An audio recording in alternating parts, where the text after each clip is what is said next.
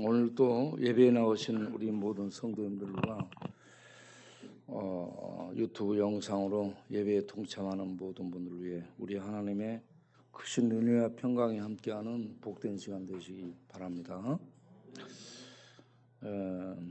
오늘까지 지금 우리 조카 며느리 이제 장례를 치르게 되는데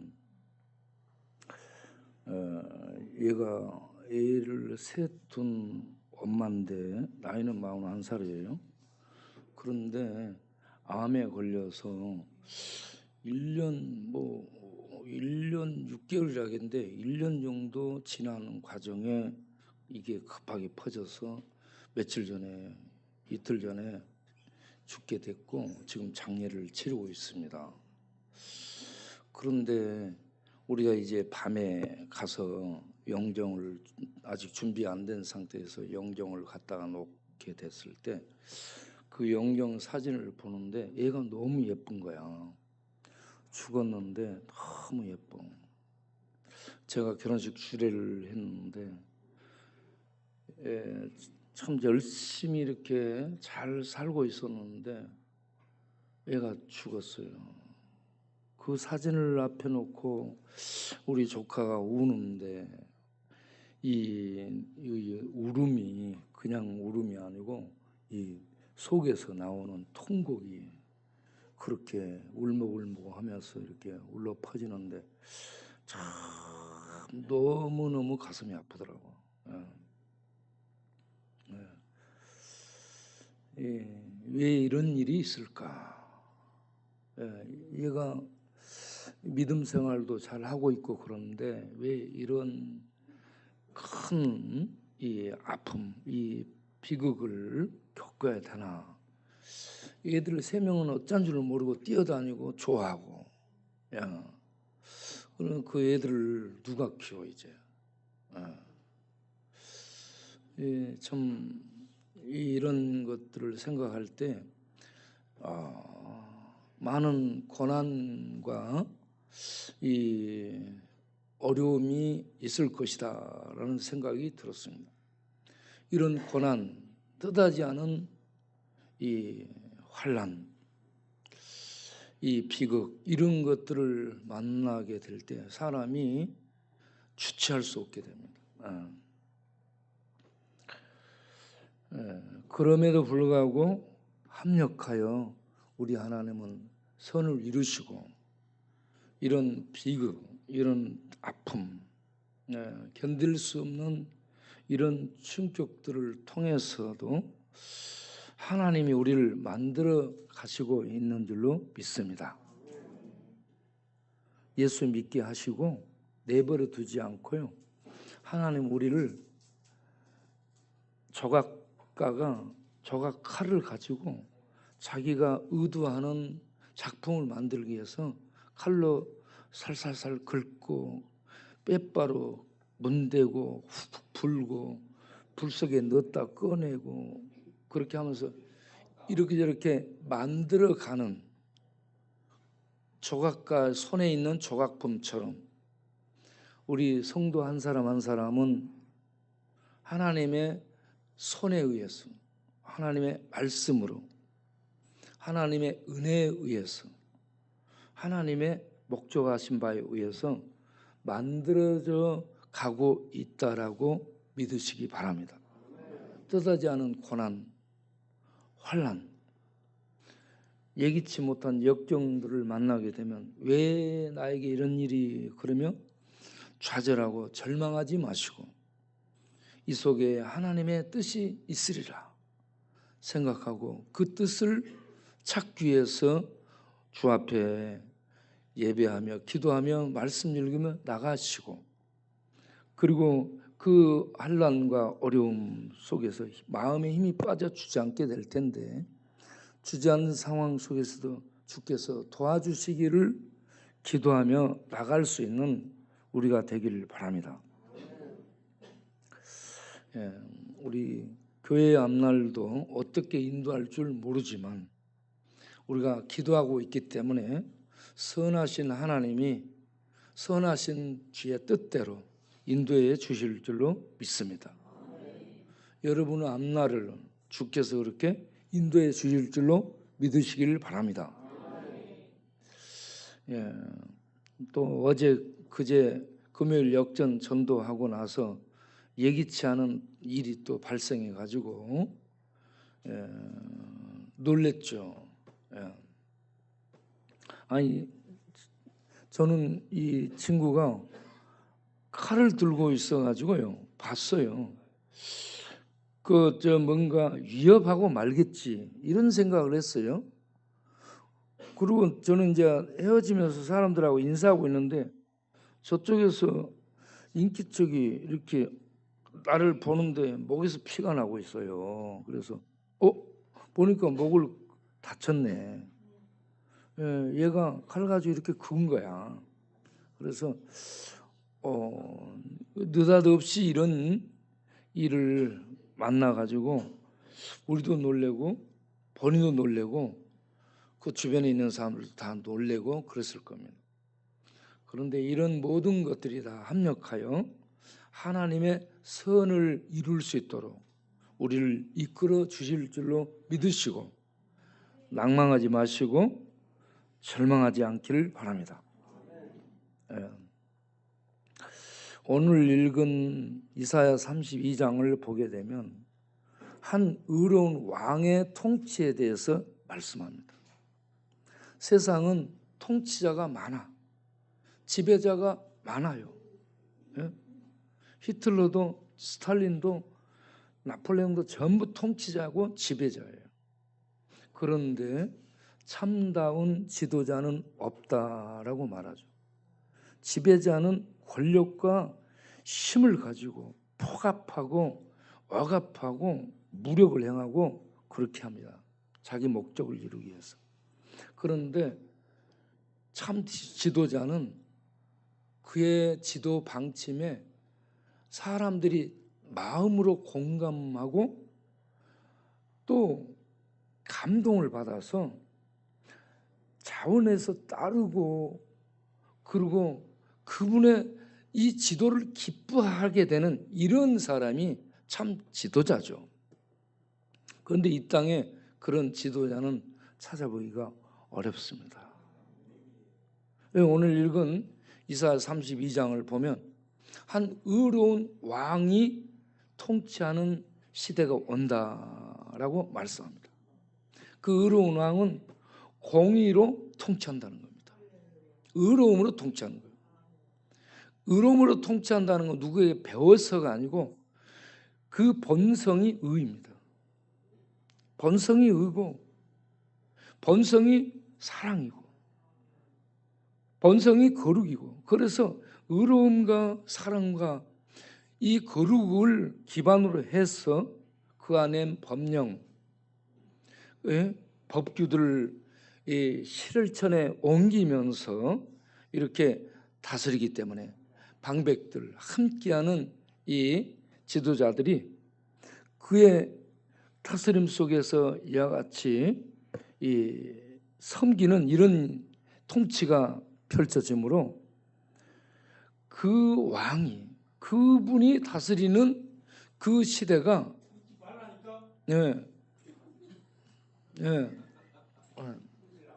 뭐냐 영대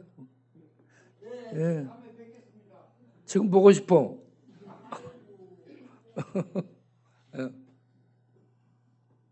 밑으로 내려가네. 밑으로. 글로 가면 지하실로 내려가 길이 아니요.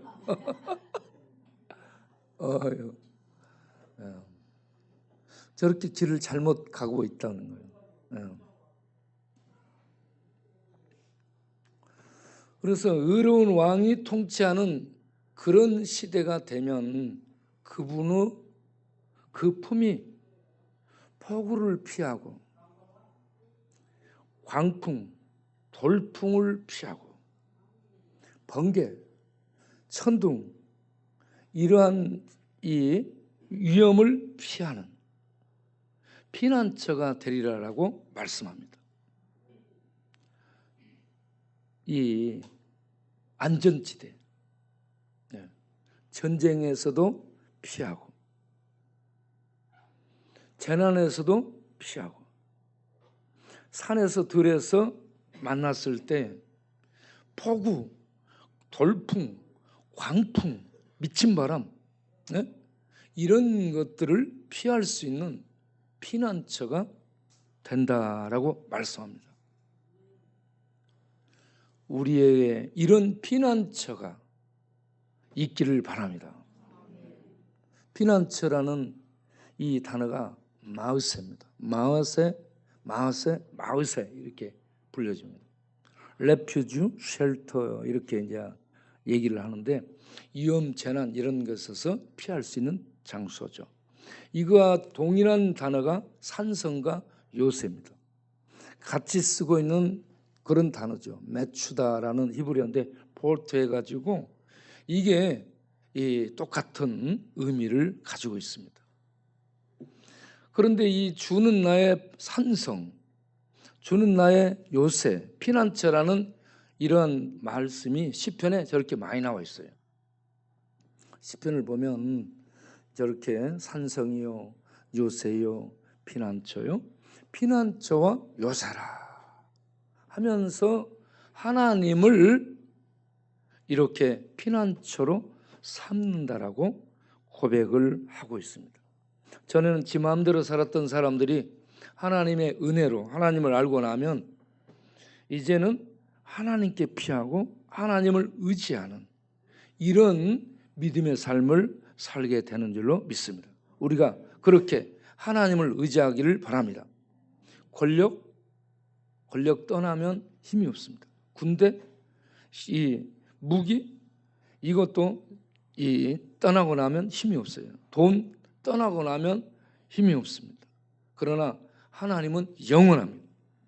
영원하신 하나님이 나의 피난처가 되기를 바랍니다. 그런데 그 다음을 넘겨보면 이 피난처를 어떤 자들은 거짓을 피난처로 삼고 있습니다.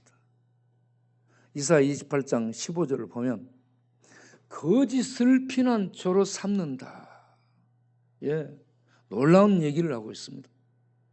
거짓, 예, 진리가 아닌 거짓을 자기의 피난처 삼고 안식처 삼고 의지 삼고 거기에 들어가고 거기에 살고, 예, 거기에 머문다는 얘기입니다. 거짓 속에. 누가 그렇게 했냐?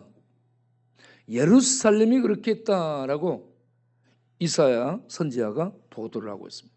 예루살렘, 하나님의 도성에 사는 하나님 백성들이 하나님을 피난처 삼지 않고 거짓을 피난처 삼고 거기에 머물렀다라고 보도를 하면서, 그러므로 하나님께서 그들을 가만두지 않겠다는 얘기예요. 하나님께서 시온에 돌을 두어서 그 돌을 기초돌로 삼고 그들을 심판하겠다. 그 돌 위에 떨어지면 심판을 당하도록 심판하겠다. 그리고 하나님은 거짓을 이 측량줄로 삼지 않고 정의, 옳음을 측량줄로 삼아서 판단하겠다. 공의를 저울줄로 달아서 심판하겠다 라고 얘기합니다. 하나님이 시온에 거친 돌, 주춧돌, 기초돌을 둔다. 정의를 가지고 측량한다. 공의를 가지고 저울을 달아 사람들을 판단하겠다. 그래서 거짓을 피난처 삼고 거짓 속에 머물고 거짓과 함께 사는 자들을, 그 거짓의 피난처를 하나님이 소탕하겠다. 우박이 그런 곳에 전부 쏟아지리라고 얘기합니다. 만군의 여호와는 하늘의 우박도 하나님의 용사로 씁니다. 하나님의 무기로 써요. 우박으로 그들의 거짓에 머물러 있는 자들을 소탕하겠다. 넘치는 물을 그곳에 쏟아부어서 물로 그 숨은 곳을 채워서 심판하겠다. 이렇게 얘기합니다. 그리고 계속해서 넘치는 재앙이 밀려와서 넘치는 재앙을 보내서 그들을 밟아버리겠다라고 얘기합니다. 그런데 그러한 재앙의 소리가 아침에 들리리라. 여러분 아침에 좋은 소식이 오기를 뭐 하잖아요. 무슨 얘기를 들으면 뭐 아침부터 재수없게 그런 얘기들 하고 그러잖아. 아침에 재수없는 저런 소리, 재앙의 소리가 들려. 그런데 주야 밤낮 없이 이런 재앙의 소리가 들려오니 두려움 뿐이라. 밤에도 아침에도 낮에도 두려움 뿐이라. 거짓을 피난처 삼아 살게 되면 하나님이 밤낮 없이 이렇게 아침에도 희망을 생각하는 아침에도 재앙을 보내서 밟으겠다. 이렇게 얘기합니다. 그러므로 너희는 오만한 자가 되지 말라. 오만한 자, 거만한 자, 교만한 자, 목을 이렇게 하나님 앞에 들고 있는 자가 되지 말라. 그러면서 하나님이 말씀하시면 좀 들어라 하는 얘기예요. 귀를 기울여서 하나님의 말씀 좀 들어라, 들어라 이걸 반복해서 합니다. 안 들으니까 예루살렘에 하나님의 백성들이 거짓을 피난처 삼아 거짓에 머물며 진리 하나님의 공의로운 말씀, 의로운 말씀들을 듣지를 않는 거예요.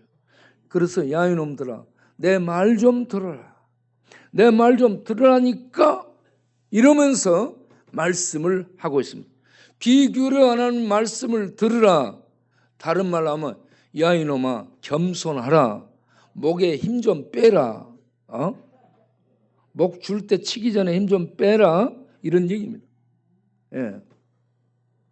왜냐하면 하나님의 지혜는 광대하기 때문이다.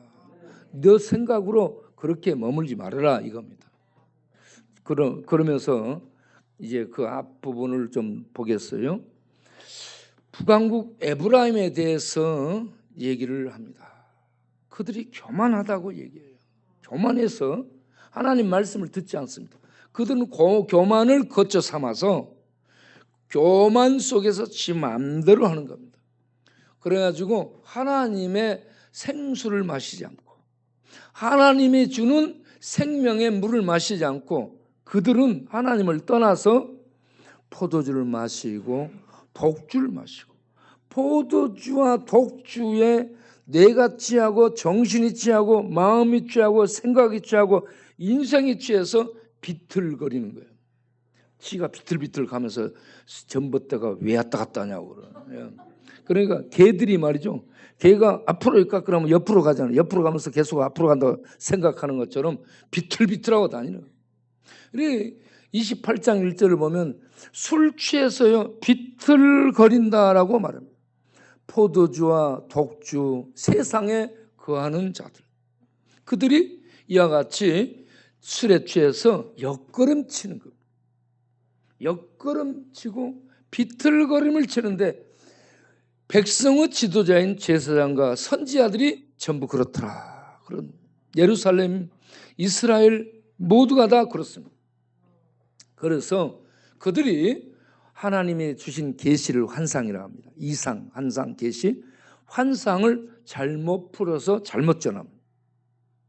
그리고 술 취하고 흐릿한 상황에 뇌물받고 그렇게 하다 보니 재판을 잘못합니다.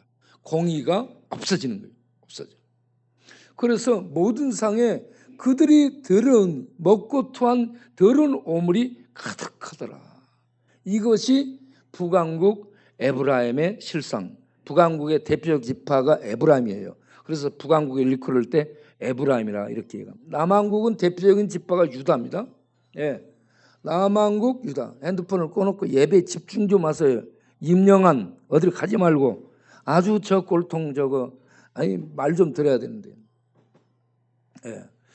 남왕국은 유다라고 하죠. 남왕국은 유다라는데 별칭을 아리엘이라고 합니다. 시온이라고도 부르고 아리엘이라고도 합니다. 그런데 이 남왕국 유다에 대해서 하나님이 말씀하기를 슬프다라고 얘기합니다. 왜냐? 그들이 이렇게 잘못 가기 때문에 하나님의 징계가 임할 것인즉 슬프다. 누구를 통해 징계할 거예요? 아수를 통해 징계하리라 라고 얘기합니다. 그들이 지금 하나님을 떠나서 어떤 상황에 살고 있느냐? 그들의 목소리가 신접한 자의 목소리. 신접한 자는 하늘 아래 하나님과 달리, 선지자들은 하나님이 주신 이상 계시 환상을 통해 하늘에서 주는 하나님 말씀을 전하는데, 이스라엘은 하나님을 떠나서 하늘의 이 환상, 하나님의 계시를 주는 것이 아니라, 선지자들이, 제사장들이 하나님의 말씀을 가르치는 것이 아니라 땅에 있는 귀신들을 접한, 우상을 숭배한 이러한 땅에 있는 말을 하고 있다는 얘기입니다. 땅에 있는 내 목소리가 어찌 땅에서 들리느냐, 신접한 자와 같다. 이렇게 그들의 현재 상황을 얘기를 해주고 있습니다. 그러면서 아수를 징벌하리라라고 얘기합니다. 그들을 이제 아리엘을 아수르가 징벌을 하게 하신다라고 말씀하고, 이 아리엘, 이 남왕 유다를 징벌한 아수르가 교만해지기 때문에 그들을 또한 하나님이 우레와 지진, 천둥, 돌풍, 폭풍, 맹렬한 불꽃, 폭탄 등으로 징벌하겠다라고 말씀을 합니다. 네? 아리엘도 징벌, 북왕국 에브라임도 심판, 남왕국 유다도 심판, 그들을 심판한 아수르도 심판. 하나님이 이렇게 모든 걸 심판하겠다. 그래서 보고 나면 꿈 같으리라 라고 얘기를 합니다. 예. 예. 자, 이렇게 사람들이 비틀대고 독주 마시고 하나님을 떠나 땅에 있는 이런 이 이상 하나님의 이 말씀들을 하지 못하고 땅에 있는 말을 하며 이렇게 거짓을 피난처 삼아 왜 이렇게 거하는가? 그 이유를 이사야 29장 10절에 이렇게 말씀합니다. 깊이 잠들게 하는 영을 하나님이 부어주리라. 그래서 모두가 그렇게 비틀대고 어둠 속에서 거짓을 거쳐 삼고 하나님을 떠나 이렇게 살게 된 게 깊이 잠들게 하는 영, 사망의 잠을 자게 하는 이 영이 부어져서 거기에 취했기 때문이다라고 얘기를 하고 있습니다. 그러므로 깊이 잠들게 하는 영의 눈이 닫혀진 그런 상태에 있는 인생들에게 계시, 하나님의 환상의 계시 말씀은 봉안책이 되는 거예요. 봐도 모르는 겁니다. 그걸 아는 자에게 줘. 읽어봐라. 그걸 아는 자가 모르겠다라고 합니다. 그걸 모르는 자에게 줘. 나는 그걸 몰라서 못 읽겠다. 이게 봉안책의 의미입니다. 아는 자도 모르고요, 모르는 자도 모르는 겁니다. 네. 그러다 보니 그들이 사람의 계명으로 사람을 가르치는 겁니다.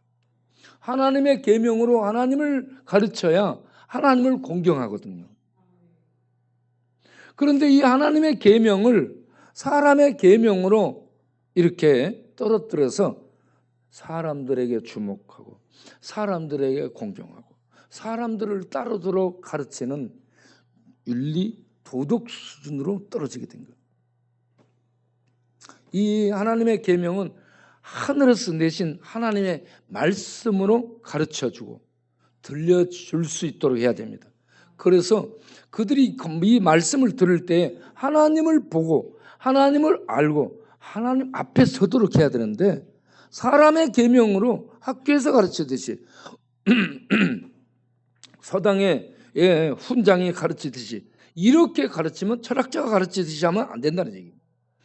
이 말씀은 하나님의 말씀으로, 말씀을 대할 때 하늘에서 들려지는 진리의 말씀으로 알고 받아들여서 하나님 앞에 서게 만들고 하나님을 알게 만들고 하나님을 공경하고 하나님을 경외하도록 만들어야 된다는 얘기입니다. 그래서 그들이 이렇게 어둠에 잠자는 영이 부어짐으로 어두워져서 캄캄해져서 그들이 이 앞으로 다시 앞에 그 앞에 지혜자의 지혜가 없어지는 거예요. 지혜롭다 하는데 지혜가 없어져요. 똑똑한 것과 지혜는 다릅니다. 학교 공부 잘하면 똑똑하게 되죠. 그래서 세상적으로 고시 패스해가지고 판검사하고 잘 먹고 잘 살아. 그런데 지혜는 없을 수 있습니다. 그래서 똑똑하고 공부 잘하면 모든 걸 다 잘할 것으로 생각하면 절대 안 됩니다. 공부 잘하는 것하고 실력 있는 것도 다르고요. 공부 잘하는 것하고 지혜로운 것도 다릅니다. 그래서 지혜자의 지혜가 없어진다. 총명한 자의 총명이 없어진다. 이건 뭐냐? 못 본다는 얘기입니다. 하나님의 것을 못 보고 하늘의 소리를 못 듣고 하나님의 이상을 깨닫지 못한 이런 캄캄하고 닫힌 상태를 얘기하고 있습니다. 그러니까 캄캄한 속에 글을 아는 자, 지혜롭다, 공부 잘한다 하는 자들도 올바로 가르칠 수 있는 이러한 지혜가 총명이 없어져 버린 상태. 그래서 전부 거짓을 피난처 삼고 우상을 신 하나님과 동격으로 삼고, 그래서 잘못된 곳에서 취해 비틀거리며 살고 있다. 여러분 동네 술 취하고 거기에서 젖어서 비틀대고 하는 사람들을 보세요. 먹고 자고 또 비틀대고 먹고 자고 비틀대고 일어나서 걸어갈 똑바로 걷던가요? 옆으로 가 옆으로. 옆으로 간다니까. 그들은 캄캄함 속에 있어요. 지혜가 없어요. 총명도 없어. 빛이 없습니다. 자, 그 다음을 보겠습니다. 그런 반면 이제 어떤 이는 하나님이 보내신 왕을 피난처로 삼다. 오늘 읽은 이사야 32장 2절 말씀. 하나님이 보낸 왕을 피난처로 삼는 자는 어떤 자인가? 하나님께서 은혜를 베풀어 주시는 때에 하나님께로 돌아오는 자를 말합니다. 하나님께로 돌아오게 되면 그러한 자는 못 듣는 자가 듣게 되고, 맹인, 볼 수 없는 맹인, 캄캄함 속에 있는 자가 캄캄한 속에서 보게 되는 이런 천상의 빛이 그 속에 임하게 되는 거죠. 그래서 보게 되고 깨닫게 되고 알게 되는 역사가 있게 되는 겁니다. 그래서 그들이 돌아오면 그 자손은 야곱의 자손 하나님을 거룩하다라고 알게 됩니다. 야곱과 맺은 언약의 하나님을, 그분은 우상이 아니고 귀신들이 아니고 거짓을 제공해주는 귀신, 그런 우상들이 아니고 그 하나님은 거룩하신 신, 초월의 신,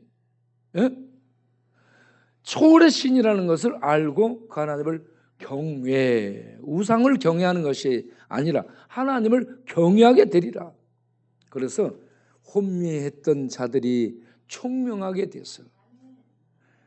원망했던 자들이 투덜거려 불평하고 그랬던 자들이 하나님의 교훈을 받아들여서 그 교훈을 따르게 되리라. 이렇게 돼요. 하나님의 은혜를 베푸심 속에 이렇게 돌아오게 되면, 돌아와서 하나님 보내신 왕 메시아를 피난처 삼아 그 품에 들어오는 자들은 이와 같이 하나님을 거룩하신 하나님을 거룩하다는 것은 일반 우상들은 신이 아니고 귀신들은 신이 아니라는 것을 아는 것입니다. 그걸 모르는 자는 우상이나 귀신이나 하나님이나 똑같이 생각하는 거예요. 이게 세상 사람들의 신 개념인데, 하나님의 은혜를 입고 돌아와 눈이 떠지고 볼 수 있고 듣게 되는 자는 하나님은 거룩하신 분, 초월의 신, 스스로 자존하시고 거룩함과 영광 속에 거하시는 전능하신 신이시오, 창조주 하나님이시오, 온 세계를 경영하시고 심판까지 하시는 두려우신 하나님이라는 것을 알고 경외하게 된다는 겁니다. 그리고 두덜대고 하나님 어쩌고저쩌고 하던 자들이 하나님의 말씀을 듣고 겸손하게 그 하나님의 말씀을 따르면서 하나님을 피난처 삼고 의지 삼아 부르짖고 기도하게 되리라. 그래서 하나님이 그렇게 하나님을 의지하고 돌아온 자의 기도를 들어주시고 부르짖는 소리에 응답해 주리라 라고 말씀을 합니다. 그리고 그렇게 돌아온 자들에게는 닫았던 하늘을 여시고 땅에 비를 주셔.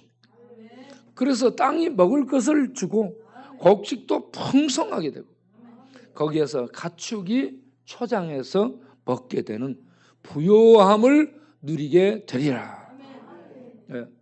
그리고 돌아온 자들에게 하나님이 이런 은혜를 베푸시는데 백성의 상처를 싸매 주십니다. 상처라는 것은 잘못 나갔기 때문에 매를 때려서 그들이 잘못 나가서 잘못 삶으로 그 모든 머리부터 발끝까지 상한 것과 터진 것과 얻어맞은 흔적뿐이라고 얘기하고 있습니다. 이러한 모든 흔적들을 돌아오게 되면 상처를 싸매시며 치료해 주시게 됩니다. 그렇게 맞은 자리를 싸매고 고쳐주시는 날에는 그 사람에게 하나님의 은혜가 어떻게 느껴지냐? 달빛이 햇빛처럼 느껴지고 달빛같이 흐릿했던 것이 하나님의 은혜를 받고 나면 햇빛 속에서 보는 것처럼 투명하게 보여지는데, 그런데 그 은혜가 더해지게 되면 햇빛의 그 밝음이 일곱 날의 빛처럼 하나님의 은혜의 충만함이 임하게 되리라고 믿습니다. 그래서 이 땅의 그 닫힌 한계선 경계선을 넘어서 가지고 하나님의 진리의 빛 속에 들어가 그 진리를 알고 먹고 마시고 보게 되니 그 빛이 햇빛이 일반 햇빛이 아닌 햇빛이 7배 이상 된 진리의 참빛 가운데서 그 은혜를 거하며 은혜를 먹고 마시게 되니 그 영혼이 찬란하게 되고 영광이 충만, 은혜가 충만, 지혜가 충만, 그리고 총명이 충만해져 가지고 이 캄캄한 눈이 장님이라도 이 하늘의 진리의 빛을 보고 기뻐하게 되는 역사가 일어나게 된다는 겁니다. 이 햇빛이 7날의 빛처럼 곧 하나님의 진리의 빛이 그 심령을 비춰서 놀라운 진리의 세계를 보고 알게 되는 이 놀라운 기쁨 속에 있게 된다는 얘기입니다. 이런 치유, 이런 회복, 이런 놀라운 진리의 영광 속에 참여하는 축복이 돌아온 자들에게 주어지게 되리라. 그런 은혜가 우리 모두에게 있기를 바랍니다. 네. 그런데 아수르는 막대기와 몽댕이로 하나님이 치실 것이라 라고, 하나님의 백성들을 이렇게 몽둥이와 막대기로 때리고 힘들게 했던 악에 대해서는 하나님이 이와 같이 갚아주시리라 라고 보복해 줄 것, 심판할 것을 말씀합니다. 그 다음을 보겠습니다. 그런데 오늘 읽은 32장을 보면 5절 6절을 가서 보면 어리석은 자라는 얘기가 나옵니다. 어리석은 자는 거짓을 피난처 삼고 우상을 신이라고 여기면서 술 마시고 포도주 마시고 독주 마시고 세상 이 철학에 이끌려서 이와 같이 교만하고 거만하고 오만한 이렇게 자기 힘으로 사는 사람을 어리석은 자라고 말합니다. 이 어리석은 자의 히브리어는 라발입니다. 라발의 우리말 뜻이 뭐냐? 골빈 상태, 즉 골빈 놈이다. 예, 이걸 보면 얼마나 재미있는지 몰라요. 이 나발 같은 놈, 이 골빈 놈아, 이런 얘기입니다. 여러분, 골이 있어야 사람이 돌아가. 그런데 골이 나가버리고 없어 지금. 그러니 돌 수가, 이게 이게 시스템이 운영이 안 되는 거예요. 여러분, 우리 골 안에, 우리 뇌 안에 하나님의 의가 들어오길 바랍니다. 하나님의 거룩이 들어오길 바랍니다. 하나님의 진리가 들어오길 바랍니다. 하나님의 말씀이 들어오길 바랍니다. 하나님의 은혜가 들어오길 바랍니다. 이런 것들이 우리 골 안에 채워지게 되면 골 안에서 내가 이런 것들, 내 거룩, 의로움, 사랑, 진리, 말씀이 이런 신경을 이렇게 지배함으로 진리의 세계를 향해 나아가게 되는 이런 시스템이 작동이 되는 거예요. 그런데 이런 속에 골이 비어 있으니 거짓을 따라갈 수밖에 없고, 예? 뭐 세상 그게 그거 아니야 하면서 독주를 따라하고 왔다 갔다 하고 비틀거리며 살 수밖에 없는 거예요. 그런데 그 안에 이런 하나님의 은혜가 풍성히 들어오면 얼마나 부유하고 얼마나 이 충만한지 저절로 노래가 나오고 인생의 이런저런 실패와 좌절과 절망, 비극 이런 아픔들이 있을지라도 주를 노래하며 찬송하며 주의 은혜를 구하면서 나아갈 수 있게 되는 줄로 믿습니다. 그런데 어리석은 자나 괴율하는 자, 괴율하는 자는 악한 자를 의미합니다. 악한 자. 예. 그 뭔 말이냐? 그게 쾌리라는 단어를 썼는데 이것이 그릇, 용기 이런 것들을 얘기해.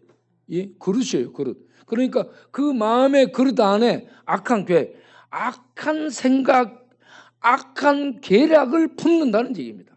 그러면 사악해지는 거예요. 사악해지는 자를 악한 자라고 얘기합니다. 어리석은 자, 악한 자. 이런 자들이 이렇게 하나님을 떠나고 거역하면서 이 가난한 자들을 짓밟습니다. 가난한 자는 하나님 믿고 겸손하게 하나님을 의지하고 사는 사람을 가난한 자라고 얘기하는데 그런 가난한 자를 멸시하고 밟습니다. 예. 그런 삶을 산다는 얘기예요, 세상은. 예? 그런데 하나님의 은혜를 입은 자들, 그 안에 이 의가 채워지고 거룩이 들어오고 사랑이 들어오고 진리가 들어오고 하나님의 생명의 말씀이 들어오고 성령이 들어와서 그 영혼을, 그 마음을, 생각을 이끌어가는 자를 존귀한 자라고 말씀합니다. 나디브, 존귀한 자. 이런 사람들은 하나님의 은혜를 입고 나면 자발적인 사람이 됩니다. 관대해지게 됩니다. 그리고 고귀해지게 되고 고결하게 되는 인품, 성품을 갖게 되는 겁니다. 그리고 하나님에 대해서, 이웃들에 대해서 헌신하는 자발적, 은혜를 입으면 자발적 헌신이 나와요. 은혜를 입지 못하게 되면 압력, 법에 의한 폭력으로 통치를 할 수밖에 없습니다. 그런데 하나님의 은혜를 입고 나면 그런 법이 필요 없어. 자발적 헌신이 나오거든요.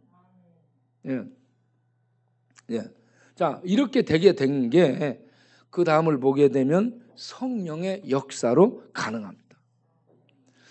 이 성령, 잠들게 하는 혼미한 영을 부어줘서 그들이 전부 잠들고 진리를 알지 못하고 거짓 속에서 이렇게 취해 살게 되는데 이러한 자들에게 진리의 성령을 주께서 지금 부어주셔서 그 심령 속에 천국의 진리를 비춰주고 있다라는 얘기입니다. 예. 이 성령은 어떤 이 영인가요? 하나님의 깊은 것을 통달합니다. 이 세상에 아무리 안다고 하는 사람, 철학자든 과학자든 전문 지식을 가졌던 이 닫힌 세계 안에 있습니다. 그래서 이 세계를 넘어선 하나님의 진리의 깊음 속에 들어가지를 못해요. 알지를 못합니다. 그래서 칸트도 이 모른다겠죠. 순수 이성을 가지고 이 하나님의 존재를 추적해도 모르겠다라고 했습니다. 하나님 없다라고 한 거예요. 그래서 그럼에도 불구하고 종교를 갖고 있으면 본인에게 유익하다라고 했습니다. 하나님은 없는데, 예? 이성으로 추적을 해보니 하나님은 없는데 자기의 유익을 위해 종교 갖고 있으면 좋다, 이렇게 얘기한 거예요. 그런데 하나님은 살아 계십니다. 우리 인간의 이성, 인간의 고도한 과학, 어떤 것들을 동원해도 하나님을 우리가 알 수 없어요. 하나님이 성령을 통해 우리에게 하나님의 계시를 비춰주고 하늘의 진리를 알려주고 가르쳐주는 이 은혜가 없게 되면 우리는 모른다는 겁니다.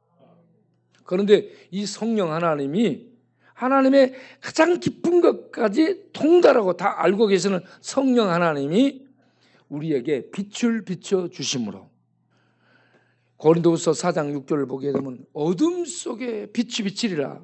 이런 캄캄한 속에 한번 보여줘 보세요. 4장 6절. 캄캄한 속에 있는 우리들에게요. 캄캄한 속에 있는 우리들에게 빛을 비춰주리라 하신 하나님께서 예수 그리스도의 얼굴에 있는 하나님의 영광을 아는 빛을 우리에게 비춰주셔서 우리가 아는 겁니다. 우리의 실력으로 절대 몰라요. 우리 공부해도 모릅니다. 다른 사람이 전해줘도 몰라요. 그런가 보다 그러지. 그런데 우리 안에 성령이 임하잖아요. 성령이 오시잖아요. 그러면 성령은 하나님이시기 때문에 하나님의 가장 깊은 것, 인간이 들어갈 수 없는 가장 깊은 것도 다 알고 있는 성령께서 우리 안에 오셔서 하나님을 계시해 주시고 알려주시고 깨닫게 해주시고 말씀해 주시니 아, 하나님이 이런 분이구나 하고 알게 된다는 겁니다. 네. 그래서 하나님을 성경을 통해서 신앙생활을 통해서 알아가게 되면 우리가 점점 만들어져 갑니다. 모세가 하나님 앞에서 그렇게 만들어져 가더라고. 아브라함이 그렇게 만들어져 가요. 다윗이 그렇게 만들어져 가요. 야곱이 그렇게 만들어져 가요. 하나님이 만들어 갑니다. 처음부터 완벽한 신자가 없습니다. 아브라함이 믿음의 아버지라죠. 그 말은 그가 완벽한 성도라는 얘기가 아니고요. 하나님을 믿음으로 의롭다함을 받은 처음 사람이라는 얘기예요. 누구든지 예수를 믿게 되면 하나님의 이 구원자 예수를 믿게 되면 아브라함처럼 의롭다함을 얻게 되는데 거기에 맨 앞에 선 사람이 아브라함이라는 얘기입니다. 아브라함이 완벽한 게 아니고 거짓말 투성입니다. 아주 비겁하고. 다윗 얼마나 다윗도 도망다니고 막 이 미친 척까지 하고 살아남기 위해서 그렇게 하는지 몰라요. 예. 야곱 같은 놈이라고 말하잖아. 얼마나 야곱은 어때요? 예수 믿으면서도 하나님 축복받고 살면서도 하나님을 인정하지 않고 의지하지 않고 이용해 먹는 도사.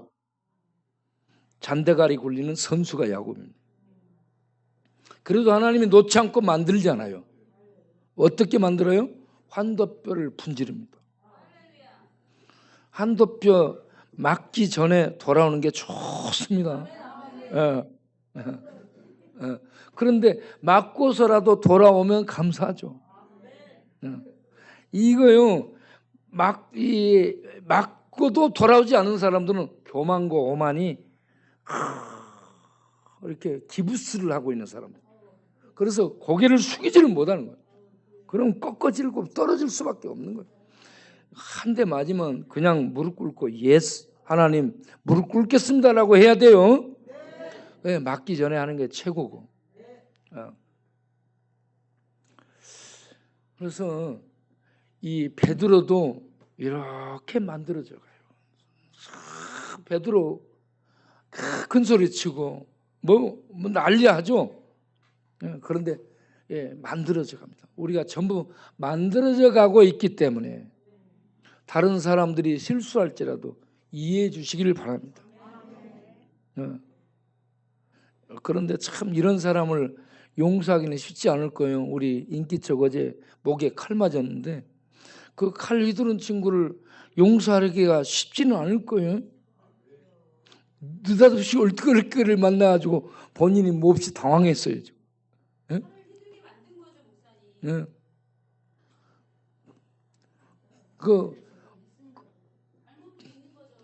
나는 어쩐지는 모르는데, 예. 그런데 어제 그 매지하고 박종용 매지하고 오빠가 형인가 이렇게 왔어요.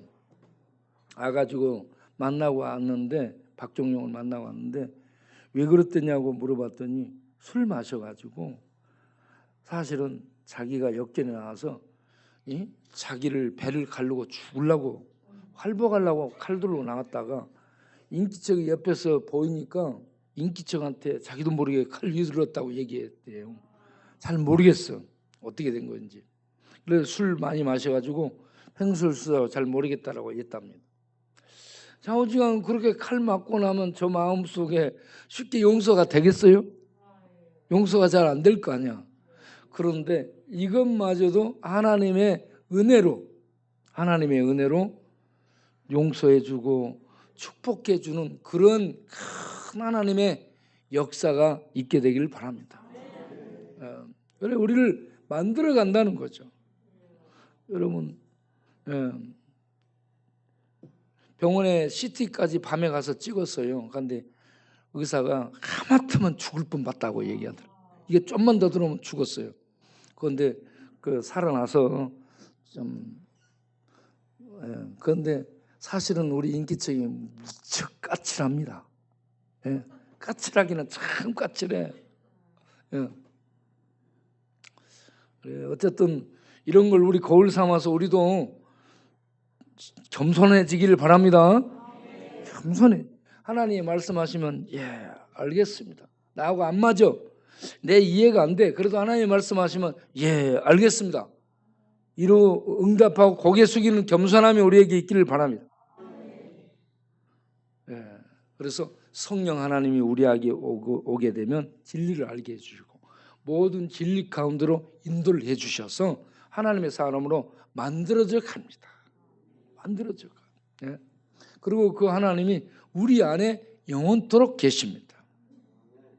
그러면서 너에게 의지할 자가 누구냐? 네가 피난할 자가 누구냐? 너의 피난처가 무엇이냐? 하면서 알려줍니다. 그래 그 다음을 보면 결론 하나님만이 피난처라는 것을 성령님이 알게 해줍니다. 높은 산성이 전쟁에서 피난처가 되죠. 방주가 노아의 홍수 때 피난처가 됐죠. 그리고 7 도피성이 이스라엘에게 피난처가 됐죠. 그런데 이 모든 것들의 실제가 예수입니다. 예수가 우리 죄인들의 유일한 피난처입니다. 예수를 믿음으로 예수 안에 피난에 들어가서 예수 그리스도를 통한 보호를 받고 하나님의 심판, 진노, 저주로부터 보호를 받고 안전하게 살아남는 그러한 피난처 안에서 사는 우리 모두 되기를 바랍니다. 그래서 요한복음 5장 24절을 보게 되면 예수를 믿는 자는 심판에서 이미 옮겨져 있습니다. 예수가 안전지대예요. 유일한 우리 죄인들의 피난처인 줄로 믿습니다. 이 예수를 피난처 삼아 감사 속에 살아가면서 우리가 피난처 역할을 할 수 있는 성도들이 되기를 바랍니다. 1727년에 활동한 이 진젠돌프가 모라비안 교도들 피난온 이 모라비안 교도들을 돌보는 헤른후트라는 피난처를 만듭니다. 헤른후트라는 것은 하나님의 피난처라는 의미예요. 하나님의 피난처를 만들어요. 그리고 그곳에서 복음을 전하고 예배를 드리고 그들을 가르칩니다. 그런데 감동이 되는 것은 그런 피난민들이 피난 와서 헤르노트 피난처에 있으면서 하나님의 은혜를 체험하고 성령의 은혜를 경험하게 되니까 선교를 나갑니다. 그래서 그 헤르노트 소속한 그 형제단에서 선교사를 226명이나 세계에 보냈습니다. 그들이 선교를 나갈 때에 어떤 각오로 갔냐? 관을 들고 나갔습니다. 거기 가서 뼈를 묻고 죽겠다 이겁니다. 돌아오지 않겠다는 겁니다. 돈 가지고 하는 게 아니고 믿음으로 그들은 그렇게 죽어서 묻히겠다는 각오로 선교를 나갔습니다. 하나님의 은혜가 임하게 되면 진리를 알게 되고 진리를 알고 나면 이 땅에 있지만 천상의 빛 가운데 들어가서 그 놀라운 은혜의 부요함을 누리게 되니까 이 땅의 한란 고난 역경 죽음도 두려워하지 않게 되고 근데 이 피난처이신 하나님, 피난처이신 예수, 그 왕을 전하기 위해서 나가게 된다는 얘기입니다. 이제 오늘 이 말씀 읽고 마치도록 하겠어요. 시편 46편 1절 3절 다 같이 읽어보겠습니다. 하나님은 우리의 피난처시여 힘이시니 환난 중에 만날 큰 도움이시라. 그러므로 땅이 변하든지 산이 흔들려 바다 가운데 빠지든지 바닷물이 솟아나고 뛰놀든지 그것이 넘침으로 산이 흔들릴지라도 우리는 두려워 아니하리로다. 아멘. 기도하겠습니다. 하나님 아버지, 하나님은 우리의 피난처입니다. 영원한 산성이요 견고한 요새 망대입니다. 그 하나님이 예수를 우리 죄인들의 피난처로 구원의 방주로 보내셨습니다. 성령께서 이 진리를 알게 해줍니다. 과학자, 철학자, 어떤 학박사가 이걸 알려주는 것이 아니고 하늘에서 보내신 받은 성령이 이 놀라운 진리를 우리에게 알려줍니다. 그래서 우리는 성령의 역사로 예수를 그리스도요 하나님이요 우리의 피난처로 알고 믿고 받아들이고 그 피난처 예수님 안에 믿음으로 우리를 던져 뛰어 들어가 우리 피난처 되신 예수님 안에 피난하게 된 줄로 믿습니다. 이런 은혜를 얻은 우리가 예수 그리스도 안에서 이 하늘에 부여한 생명, 하늘에 부여한 은혜와 그 충만한 진리의 부요함들, 그 말할 수 없는 은혜를 누리게 되니 감격해서 자발적으로 헌신하게 되고 이제 피난처 되신 우리 하나님을 노래하고 찬송하며 전하며 선교하며 전도하며 또 이웃들에게 알리며 사는 이러한 우리가 자원하여 되고자 하는 줄로 믿습니다. 이러한 은혜를 입은 우리 모두 자원함으로 이 놀라운 피난처 되신 왕이신 우리 주님을 전하며 알리며 또 노래하며 찬양하며 영광 돌릴 수 있는 우리들의 삶이 되게 하옵소서.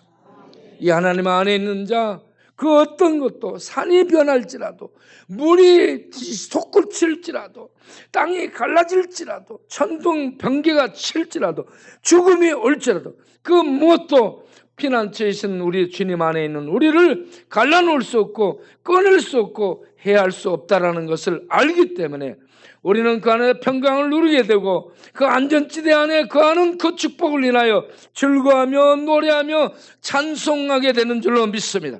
이 은혜를 우리 이웃들에게 알리고 전할 수 있는 힘을 갖도록 성령이여 충만케 하여 주옵소서. 예수 그리스도 이름으로 기도합니다. 아멘.